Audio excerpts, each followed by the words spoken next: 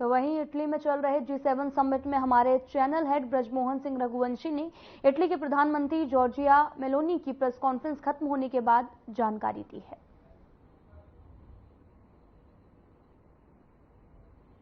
तो आप देख सकते हैं अभी हम यहाँ पे प्रेस कॉन्फ्रेंस खत्म हुई है यहाँ की प्रधानमंत्री जॉर्जिया की, और यहाँ पे पूरे लगभग पूरे विश्व के यहाँ पे सारे जर्नलिस्ट थे। मैं चाहता हूँ अपने सहयोगी से एक बार दिखाएं कि किस प्रकार से यहाँ पे सारे जर्नलिस्ट मौजूद थे। प्रेस कॉन्फ्रेंस खत्म हुई है, लगभग उन्होंने 12 से 14 प्रश्नों का उत्तर दिया। हमारा 23वां नंबर था, लेकिन हमें मौका नहीं मिल पाया और उसके लिए जो यहाँ के जो ऑर्गेनाइजर्स थे उन्होंने हमसे माफी भी मांगी। लेकिन ये बात जरूर है, कहीं ना कहीं जिस बेबाकी से यहाँ की प्रधानमंत्री ने आज सारे सवालों के जवाब दिए, वो अपने आप में बताता है कि आखिरकार यहाँ की प्रधानमंत्री के जिस प्रकार से अगर हमारे देश के प्रधानमंत्री के साथ उनके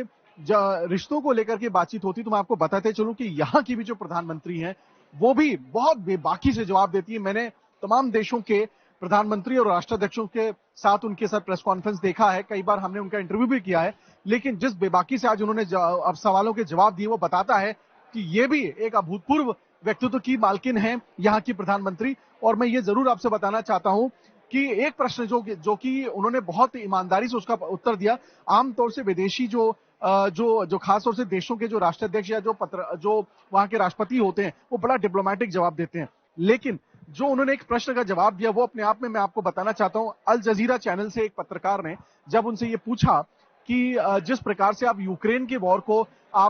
यूक्रेन और रशिया के वॉर में आप अपना हस्तक्षेप करते हैं, उसी तरह आपने इजराइल और फिलिस्तीन के मामले में आपने हस्तक्षेप क्यों नहीं किया, तो उनका ये कहना था कि ये शुरुआत किसने की।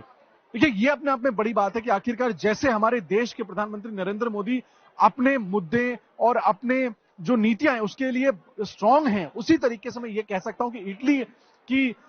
यहाँ की प्रधानमंत्री भी उतनी स्ट्रांग है और उन्होंने बहुत बेबाकी से जवाब दिया। यानी कि अगर टेररिज्म किसी भी प्रकार का अगर कभी भी होगा, तो उसके लिए उन्होंने साफ कहा कि जिसने शुरुआत की है वो उसको झेलना पड़ेगा उन्होंने, लेकिन इस शब्द को उन्होंने बहुत सॉफ्ट तरीके से बोला। और मैं आपको बताना चाहता हूं कि इस देश की प्रधानमंत्री का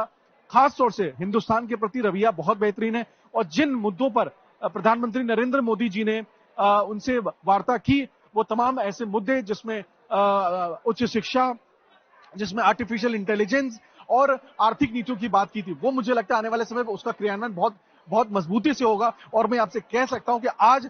ये 3 दिवसीय G7 समिट यहां खत्म हो चुका है, और मैं आपको बताना चाहता हूं इसी मन से प्रधानमंत्री ने यहां से हम सबको प्रेस कॉन्फ्रेंस को संबोधन किया और हमारे प्रश्नों का जवाब दिया, और हम यहां मौजूद हैं। इस 3 दिवसीय बैठक में इटली ने यह अपनी उपस्थिति दर्ज कराई विश्व के सामने कि उनका अपना जो ध्येय है वो विश्व में आर्थिक स्थिति को मजबूत करना है, देशों को मजबूत करना है, सिर्फ G7 के सदस्यों को नहीं, बल्कि G7 के द्वारा आमंत्रित किए गए, चाहे उसमें कीनिया हो, चाहे उसमें अफ्रीका हो, या उसमें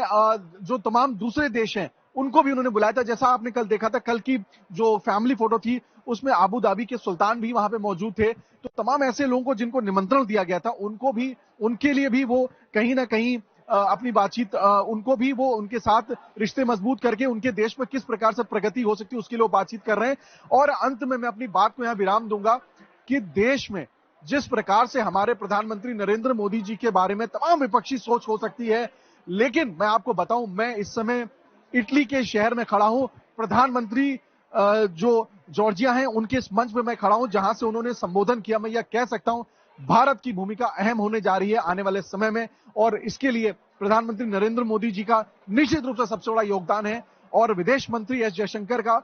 साथ ही NSA श्री अजीत डोभाल जी का, और हमारे जो तमाम उनके जो ग्रुप ऑफिसर्स हैं उनका बहुत बड़ा इसमें योगदान होने वाला है। अपने सहयोगी रोजी एंथम के साथ मैं ब्रिजमोहन सिंह रघुवंशी, बारी, इटली, G7 समिट से।